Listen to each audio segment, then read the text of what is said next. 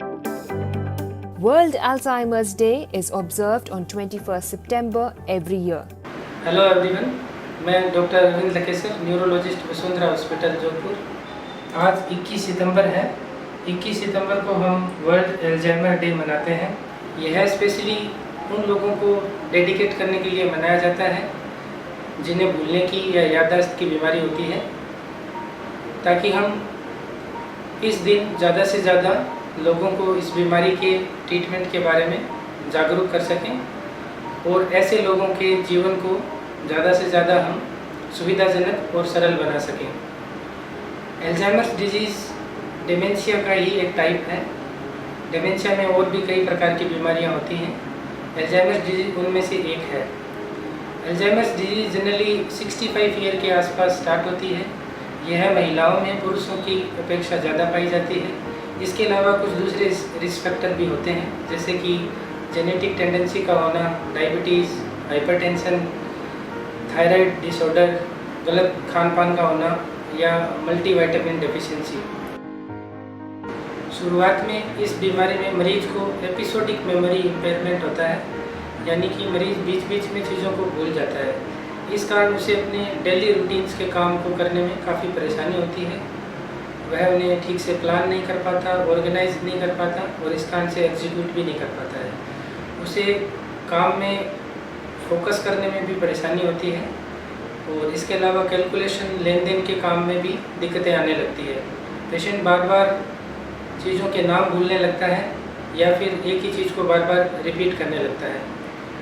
Advance stages में patient को इन सभी दिक्कतों की वजह से इरिटेबिलिटी, चिड़चिड़ापन होने लगता है, उसे घबराहट रहती है, सोशल फोबिया होने लगता है, वह भीड़ भाड़ वाली जगहों पर जाने में कतराने लग जाता है। कभी कभी पेशेंट अज्ञात स्थान पे लॉस्ट हो जाता है, तो वह दूसरों की सहायता से ही वापस घर लौट पाता है। एडवांस स्टेजेस में पेशेंट को बोलने में भी काफ़ी दिक्कत होती है और धीरे धीरे ऐसे पेशेंट पूरी तरह से परिवार के दूसरे सदस्यों पर निर्भर हो जाते हैं और अपने आप को एक कमरे में बंद कर लेते हैं।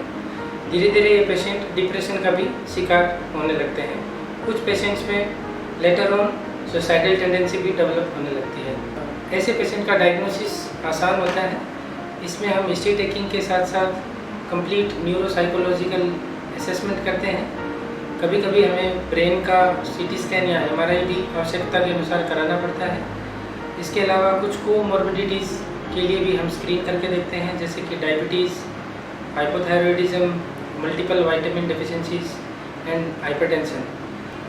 ट्रीटमेंट में ऐसे मरीजों के लिए हम दो तरह की स्ट्रेटजी अपनाते हैं। मैनेजमेंट के लिए एक नॉन फार्माकोलॉजिकल मैनेजमेंट होता है और एक फार्माकोलॉजिकल मैनेजमेंट होता है। नॉन फार्माकोलॉजिकल मैनेजमेंट में मेनली हम पेशेंट को yoga, music therapy, meditation, physiotherapy इत्यादि से उसका कॉन्फिडेंस बूस्ट करने का प्रयास करते हैं और इसके अलावा उसका डेली रूटीन सेट करने के लिए हम कुछ चीज़ों की सहायता लेते हैं, जैसे कि डेली इम्पोर्टेंट कार्यों के लिए डायरी मेंटेन करना, to do notes and alarm therapy etcetera.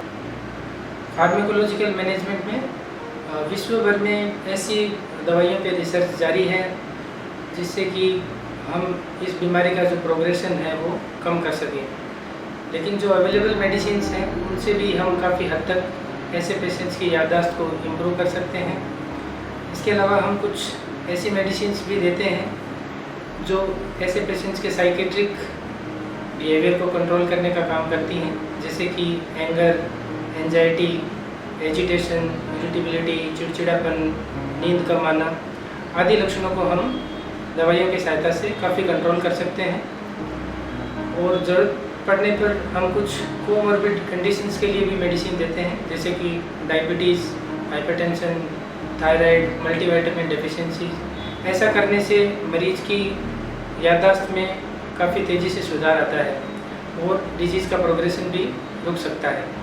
तो दोस्तों, हम ऐसे पेशेंट्स की हेल्प करके इनके जीवन को और सरल और बेहतर बना सकते हैं और इनके परिवार के सदस्यों की जो समस्याएं हैं उनको भी हम कम कर सकते हैं। मैं समझता हूँ कि आज की यह जानकारी आपके लिए फ़ायदेमंद होगी। आप स्वयं इस बीमारी के बारे में जागरूक बनेंगी और अपने आसपास के लोगों को भी जागरूक करेंगी। धन्यवाद।